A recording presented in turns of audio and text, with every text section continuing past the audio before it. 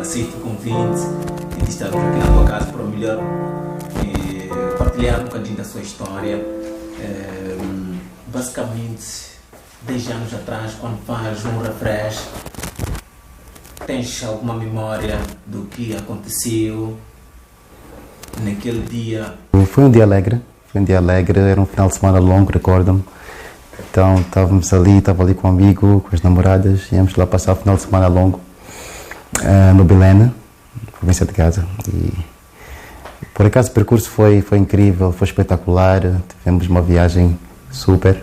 Quando íamos almoçar, infelizmente, fomos interceptados por uma viatura que acabou nos criando alguns danos. Tanto que o cara acabou capotando para um riacho e infelizmente o amigo perdeu a vida naquele momento, naquele instante. Ele que estava a conduzir e eu fiquei com ferimentos mesmo graves. E as meninas também sofreram, mas não tanto como nós. Nós estávamos à frente e infelizmente nós é que tivemos um impacto um bocadinho mais grave.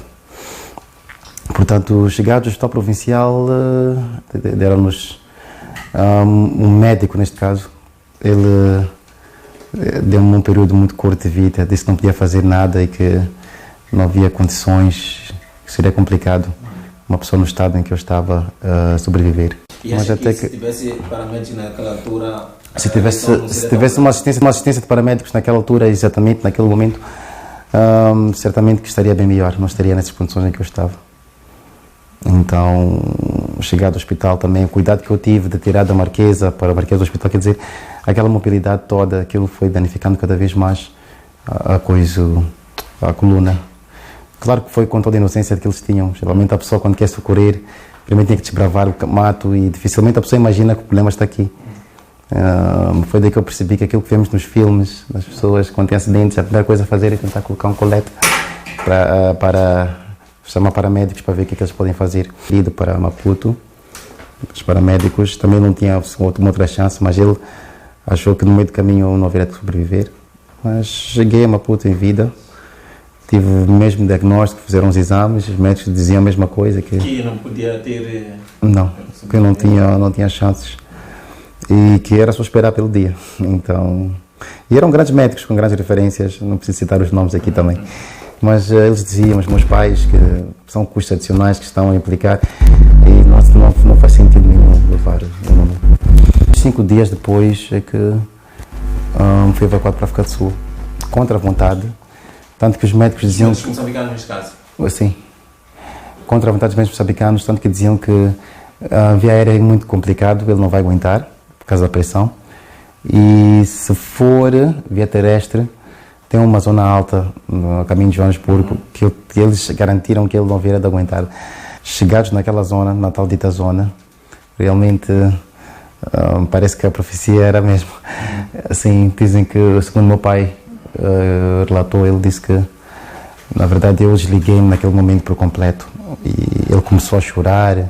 Foi quando, assim, por um milagre qualquer do nada, uns 20 minutos depois, eu ganhei os sentidos e despertei.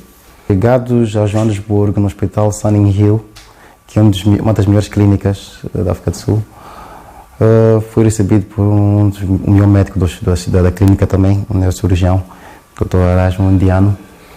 Ele é que depois olhou e viu e disse aos meus pais que seria complicado, muito complicado, porque geralmente depois desse tipo de situações, tu não podes ficar 72, no máximo são 72 horas.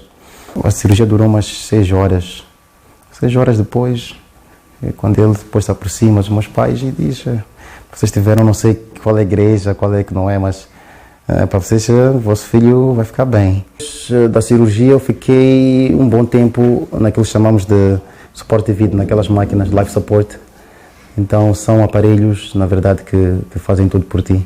Então tinha tubos por todos os lados, que nem nos filmes. Depois do acidente, depois deste longo período da sua recuperação, como que tem sido a sua superação neste acidente? Bem, sinceramente falando, na fase inicial foi muito complicado, porque eu recordo-me que eu percebi que mesmo os médicos da África do Sul diziam que, eu não sei se seja Moçambique tem condições para cadeirantes, mas Eu acho que o lugar ideal para o vosso filho tem que ser cá. Porque em Moçambique, quer dizer, eles subestimavam muito. Eu não sei se tem técnicos prontos, porque isto é muito delicado. Sul-africanos, sim. Depois de tudo pelo que eu passei, eles perceberam que eu precisava de mais cuidados, então acharam que aquilo podia, talvez, como tive acompanhamento de psicólogos e companhias, acharam que eu provavelmente não estivesse preparado para enfrentar aquela realidade. Por exemplo, dos seus amigos, família, nunca teve uma complicação, talvez, que visivelmente não teve um acidente, aquela rejeição de ter um amigo que já se separou de si, porque não é aquela que era antes, nunca teve uma situação dessa, de parar de uma situação dessa? Não, certeza, que antes do acidente também era uma pessoa muito solicitada, era uma pessoa muito concorrida e tinha, por acaso, muitas amizades, e depois do acidente fui percebendo que, na verdade, aquelas amizades eram fictícias, estavam lá só com um certo interesse, e no momento da verdade, quando eu mais precisava, eles já não estavam lá. Muito obrigado, Nuno, por ter nos concedido esse espaço, a gente conversar, aliás, trocar algumas impressões em relação à sua vida. E já vamos terminar com um som, não é? Exato. E também orientar aos nossos telespectadores que estiveram ao longo desses minutos a nos acompanhar. E para si, que esteve na nossa companhia, aliás, teve o privilégio de conhecer um pouco daquilo que foi o acidente, aliás, a história do Nuno, não é? Que mesmo depois de ter sofrido o acidente, ele é uma pessoa feliz, empreendedor, músico, e está fazendo muitas coisas fantásticas que muitas das vezes as pessoas, a sociedade tem olhado uma pessoa com deficiência como uma pessoa que não produz, mas está aqui um exemplo concreto. Para si que esteve na nossa companhia, o nosso muito obrigado. Nós voltamos daqui a 7 dias. Fica já com o som do Nunes. Até lá.